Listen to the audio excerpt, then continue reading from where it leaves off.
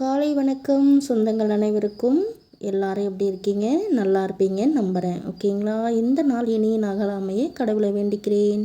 இன்றைக்கி morning routine தான் பார்க்க போகிறோம். காலையில் எழுந்த உடனே டிஃபன் சாம்பார் ரெடி பண்ணிடலான்னு சொல்லி ரெடி பண்ணியிருக்கேன். அதுக்கு பாசிப்பயிறு எடுத்திருக்கேன்.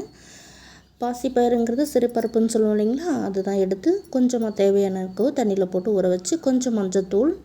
நான் எப்படி டிஃபன் சாம்பார் செய்வேங்கிறத உங்களுக்கு நான் வீடியோவாக எடுத்து போட்டிருக்கேன். பிடிச்சிருந்தா ஒரு லைக் பண்ணுங்கள். ஃபஸ்ட் டைம் சேனல் பார்க்குறவங்க சப்ஸ்கிரைப் பண்ணிக்கோங்க. பெருங்காயத்தூள் கொஞ்சம் போட்டு 3 பச்சை மிளகா, காரம் கொஞ்சம் கம்மியாக இருக்கணும் குழந்தைங்களாம் சாப்பிட்றதுக்காக 3 பச்சை மிளகா சேர்த்துக்கிட்டேன்.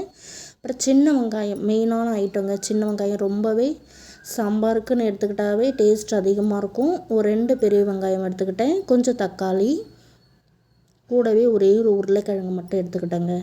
இதை மட்டும் வச்சு சாம்பார் செஞ்சு சாப்பிட்டு பாருங்கள். டேஸ்ட்டு வேறு லெவலில் இருக்கும். ஓகேங்களா? நீங்களும் ஒரு முறை ட்ரை பண்ணிவிட்டு கமெண்ட் பாக்ஸில் எனக்கு சொல்லுங்கள். ஓகேவா?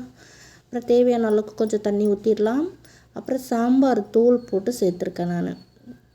கூடவே கொஞ்சமாக ஜீரகம் மூடி போட்டு மூடி ஒரு 4 விசில் வந்தோடனே நம்ம எடுத்துடலாம். ஓகேங்களா?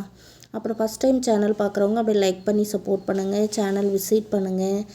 லாங் வீடியோ சப்போர்ட் பண்ணுங்கள். ஓகேங்களா? அப்புறம் இன்றைக்கி மார்னிங் வீட்டில் அரைச்ச மாவு தாங்க இது. இட்லி செம்மையாக இருந்தது. இதோட தனி ரெசிபி வேணும்னா கமெண்ட் பாக்ஸில் சொல்லுங்கள். மாவு சூப்பராக பஃபியாக வர்றதுக்கு நான் உங்களுக்கு சீக்ரெட்டாக சொல்கிறேன். ஓகேங்களா? மாவு இட்லி நான் எப்போவுமே இந்த துணியில் ஊற்றுறது எனக்கு ரொம்பவே இஷ்டம். இந்த எண்ணெய் தடவி சுட்டுட்டேன் இன்றைக்கி மார்னிங் அவசரத்துக்கு. அப்புறம் பருப்பு வெந்து எடுத்தாச்சு. எப்படி இருக்குது பாருங்கள், சூப்பராக இருக்கா? இந்த பச்சை மிளகாலாம் நான் நசுக்கி விட்டு கொஞ்சம் கல்லுப்பு, எப்போவுமே கல்லுப்பு சமையலுக்கு சேர்த்துக்குங்க, சூப்பராக இருக்கும். அப்படியே ஒரு மத்து போட்டு கடைஞ்சி எடுத்துடலாம். கடைஞ்ச உடனே நம்ம ஒரு தாளிப்பு கொடுத்துடலாம் சாம்பாருக்கு. எப்பயும் கடுகு, ஜீரகம், அது கூட கொஞ்சம் வடகம், காஞ்ச மிளகாய், கருவேப்பிலை போட்டு தாளிப்பு கொடுத்துடலாம். ரெண்டாவது பார்த்திங்கன்னா, இப்போ இருக்க காலகட்டத்தில் நெய் இல்லாத குழந்தைங்க சாப்பிடவே மாட்றாங்க. அதனால் ஒரே ஒரு ஸ்பூனு சாம்பாருக்கு நெய் போட்டு கொஞ்சமாக தேவையான அளவுக்கு கொத்தமல்லி போட்டு நல்லா கலந்து விட்டு ஒரு கொதியில் கீழே இறக்கி வச்சுட்டா நமக்கு டிஃபன் சாம்பார் சூப்பராக ரெடி ஆகிடுச்சு. சுட சுட இட்லியை வச்சு சூப்பராக இருக்குது பாருங்கள் இட்லி. இதோடைய மாவரைக்கிற ரெசிபி வேணா கேளுங்க, கண்டிப்பாக நானும் போடுறேன். இந்த மாதிரி சுட சுட இட்லியை வச்சு சாம்பார் ஊற்றி சாப்பிட்டா போய்கிட்டே இருக்குங்க கணக்கு தெரியாமல்.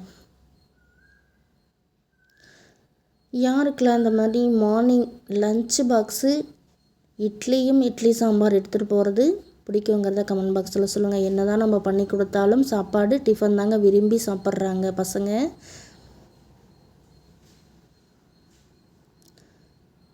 அவ்வளோ முக்கியத்துவம் தராங்க இந்த இட்லி தோசைக்கு பசங்க. பிடிச்சிருந்தா ஒரு லைக் பண்ணி கமெண்ட் பண்ணுங்கள். ஓகேங்களா? பாய்.